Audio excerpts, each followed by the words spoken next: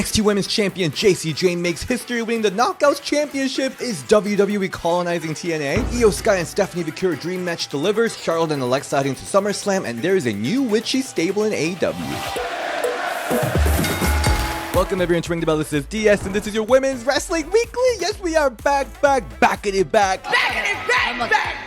I am officially an LA boy, all settled in beautifully in this new LA set. I think I still need some like cute plushies, like wrestling themed plushies or something. Give me some ideas if you have some. Also, if you haven't yet checked our amazing interview with my Michin Nuna Mia Yim, check that out right now because you will absolutely fall in love with her if you haven't yet. So let's start this all again, starting with SmackDown. So on SmackDown, we have Charlotte Flair versus Raquel Rodriguez singles match because we have this beautiful build for the WWE Women's Tag Team Championship match at SummerSlam. I'm totally being sarcastic because there's no build. And backstage, we learned that Charlotte walked into the GM's office and got the Tag Team Championship opportunity. And then Alexa's like, wait, what? Like all of us watching? And Charlotte's like, what? I'm still Charlotte Flair. And just like that, Alexa and all of us just like, you know what? You're right. You're Charlotte Flair. You're still that queen. You're right, queen. This partnership, not friendship between the two, is so adorable, by the way. It feels so natural too. Some of the shenanigans they do during the entrances with Alexa with the pom-pom, and they're getting all like startled with the fireworks, and Charlotte goofing around. I love this team so much. By the way, blink or miss, but behind Charlotte and Alexa, there were Kiana James, who's been gone for more than a year, shows up there. Little peekaboo situation. She was talking to Julia, the US champion, who's getting like booked worse than Zelina was. US title scene is really freaking depressing, guys. Maybe they're trying to pull Damage Control Dakota Kai mouthpiece situation, having Kiana as Julia's mouthpiece.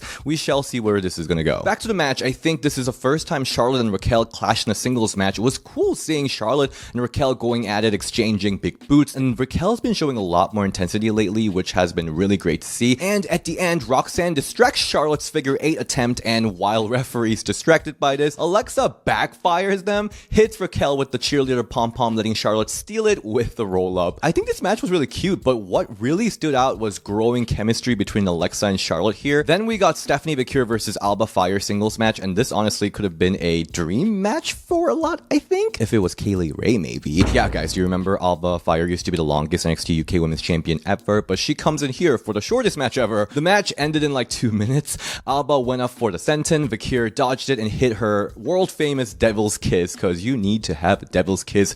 2 minutes or not, people will riot, and finishes Alba with the SVB. I mean, props to Alba and Stephanie, they really packed in a lot of action in 2 minutes, but I'll say, girl, for the disrespect towards Alba. Girl, So I guess direction is Chelsea and the Secret Hervis versus Nikki Bella and Stephanie Vicure for SummerSlam, or Stephanie Bakay. Because after the victory, Stephanie gets attacked by Piper and Alba. In that case, we really need one more person, so I'll say Brie mode, or are we getting like Saraya? What's going on here? I'm really curious. We also saw a SummerSlam promo for Jade Cargill and Tiffany Stratton. It was cute. It was fine. I don't know. I'm not like saying Jade Cargill should like turn heel or anything, but I really miss her like baddie side from AEW. This seems like really produced and like filtered. I don't know. Something's holding back. I don't know if it's because she has to be babyface or what. Yeah, I think they have potential to have a great feud, so I'm waiting for it. So on Raw, we got Bayley and Lyra Valkyria challenging the WWE Women's Champion Raquel Rodriguez and Roxanne Perez. It's a do-over for Bayley for being screwed out of WrestleMania whole situation, and Lyra backstage was like, wait, what? Bayley wants to tag with me after like hating me for last like weeks on end? So she's all confused about it, but Bayley's all happy-go-lucky about it. Water under the bridge. I don't know what kind of ding-dong mind games going on. Anyway, in the ring, we get a promo from Becky Lynch, who's fully embracing this red-yellow coloring.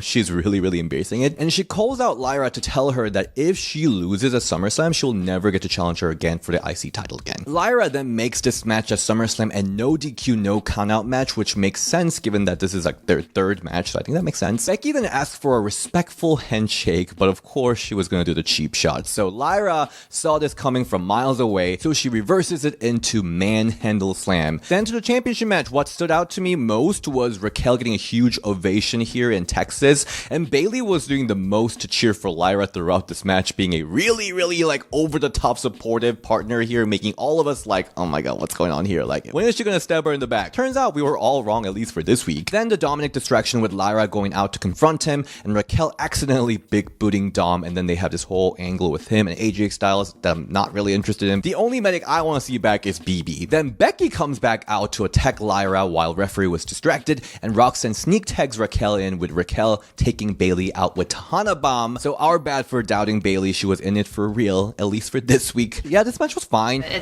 It's fine. They had to sell the awkwardness of Bailey and Lyra partnership here, and I think they did a pretty good job with that. And honestly, I don't know what it is, but since Liv has been gone, Raquel has been really shining. She's been looking like a bad maybe she did not want to be Liv's little you know? I'm also really curious how Bailey will factor into the whole IC title no DQ match at SummerSlam, but I do want to point out that Lyra is really getting one of the best bookings of the history of women's wrestling, because like getting rubs from two horsewomen at the same time, that's wild. Then we got Io Sky versus Stephanie Bakira singles match. First, backstage, Naomi interrupts Stephanie Bakira's interview, calling her whatever she said.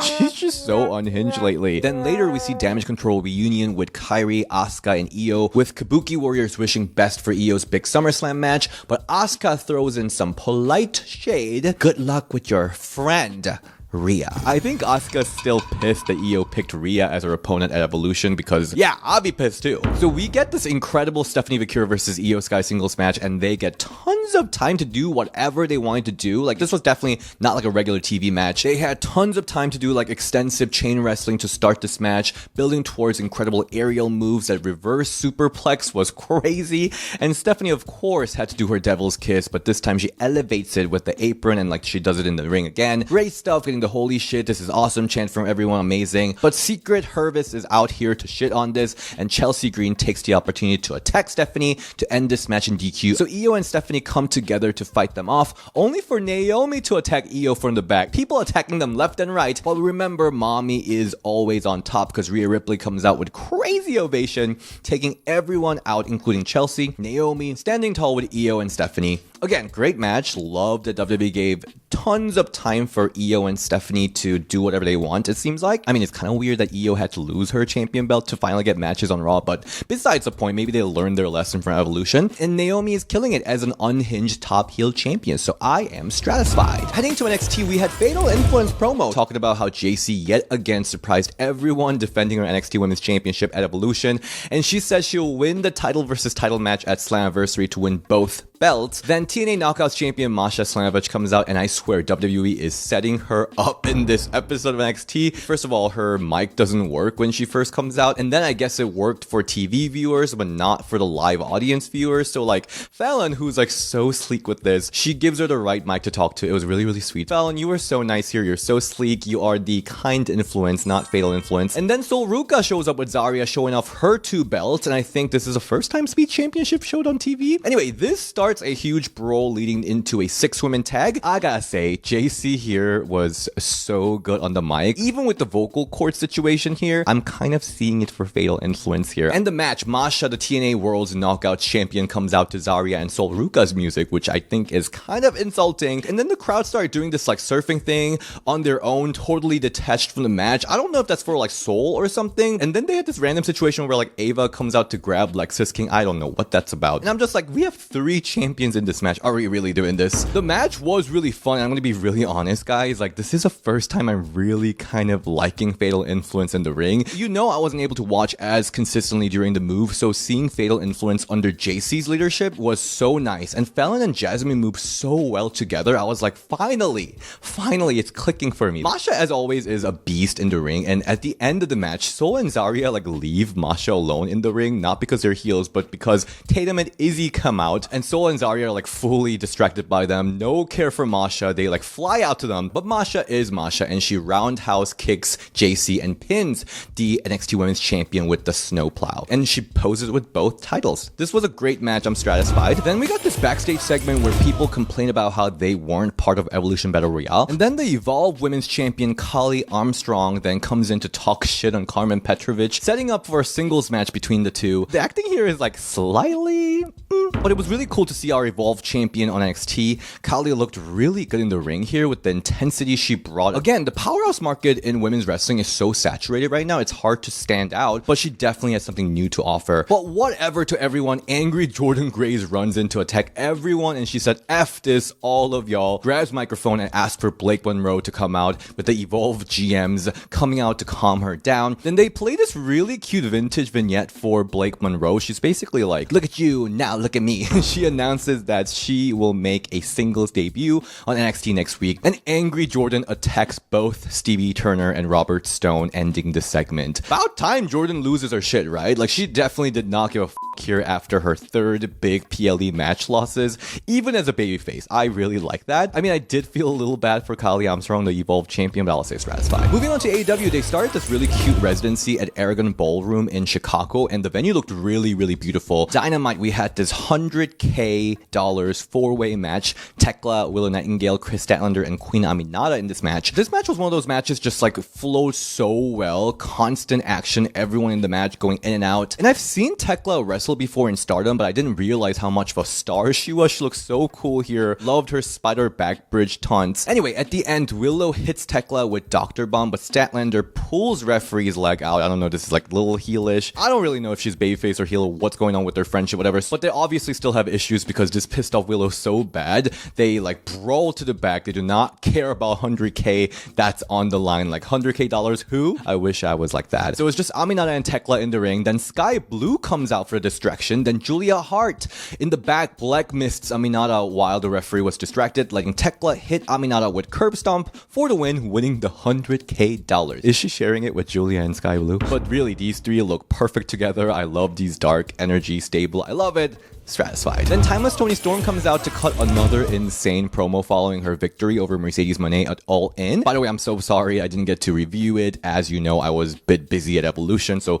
blame WWE for booking it the same night. I really didn't have time to fully review, and the Evolution review ended up being like an hour-long filming, so I apologize for that, but I really did enjoy their match together. And I was gagged that Mercedes didn't win. She looked so good, by the way. So Toni is out here saying this buffet herself is always open for another meal for Mercedes. And then she goes, her are pointing towards the future with crowd doing the chant. Is okay to use on TV? What? Anyway, Athena, the ROH Women's Champion, the Forever Champion, cuts off Toni Storm, and she challenges Toni because she just won the first ever Women's Casino Gauntlet match at All In with the contract for the championship opportunity, and we all know that this match will feed generations. Honestly, Mercedes and Toni was good, but I'm like actually so curious about Athena's situation. Like, who's going to finally dethrone Athena? You know, she's been champion for like 600 days. Like, who will take her out? Is it Mercedes or Toni? I'm really, really excited about that. And I love this incredible promo battle in this beautiful balcony. I love it. So beautiful. And on Collision, we had Megan Bayne versus Ty Mello. It's so good to see Ty Mello back in TV regularly. She always had really good facial expression, by the way, but that makeup, it's like really amplifying it so much. I love it. And I really like this like power versus judo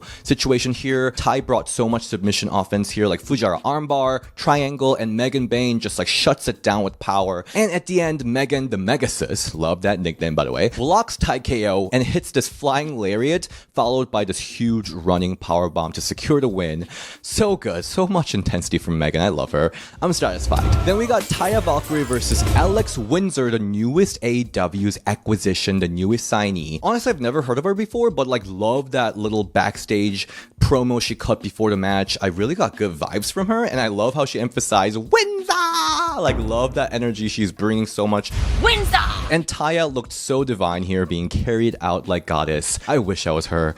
I think this was a really good showcase match for Alex, and she quickly picks up a win with lariat, headbutt, and the sharpshooter. And it's cool because you don't really see a lot of women use sharpshooter for a finisher, especially because Natalya is so iconic for it. So I thought it was cute. Satisfied. Then her victory celebration got immediately cut by the ROH Women's Champion Athena, who shows up on the balcony because it's her time to show up on the balcony and get the spotlight. And I love how she continues to call Toni Toni Storm. I just love her so much. Then Toni Storm shows up telling her to sign the contract right now so they can have the championship match right there, right now. But you obviously know Athena will not do that. So yeah, we teased this match on Dynamite, Toni versus Billie Stark, and Toni felt so generous she even offered a title opportunity if Billie gets to beat her at Dynamite. So I think this might add an interesting ripple to the storyline. And this segment ends with Toni chasing Athena. I mean, yeah, this was amazing. Like, these two are so fun on the mic. Like, I love when Athena called Toni disease-ridden whore. That was like so uncalled for. Like, what? And then I love the part where she like told Toni to kneel down and beg for something, and then Toni was like, she had no problem kneeling down. In fact, she probably loved it. These two are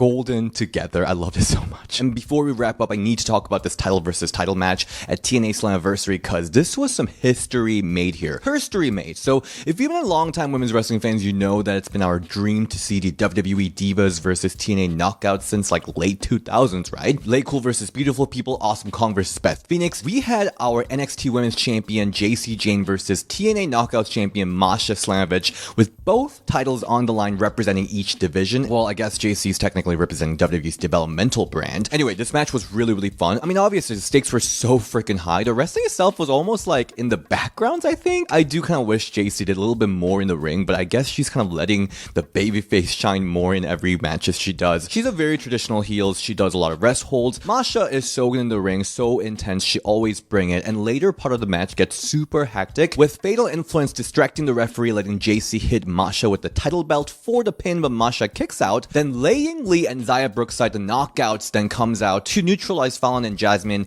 Then Jacy accidentally super kicks the referee, laying her out so nobody was out there to count for Masha's finisher snowplow. Then by the time the new referee runs out, Jacy already kicks out. The whole timing of all these chaos going on was insane. It was timed so perfectly. And then at the end, Jacy shoves Masha into the corner and clocks her with the rolling encore, picking up the win, making history, becoming the NXT and TNA double champion. I mean, congratulations. Congratulations is in order, but this is so out of nowhere for me. Like, who expected this crazy Jacy Jayne push in 2025? Like, anyone? The fact that both TNA's World Championship men and women's are held captive by NXT talent, this has to lead to like a big TNA invasion angle, right? Like, there has to be something really juicy coming up, because if not, this is just really depressing for TNA, just outright being colonized by WWE. The problem, I think, is TNA did such a poor job building their own talent since the whole NXT TNA collaboration. Heck, even after like Naomi left, they did really poor job building any of their own talent. So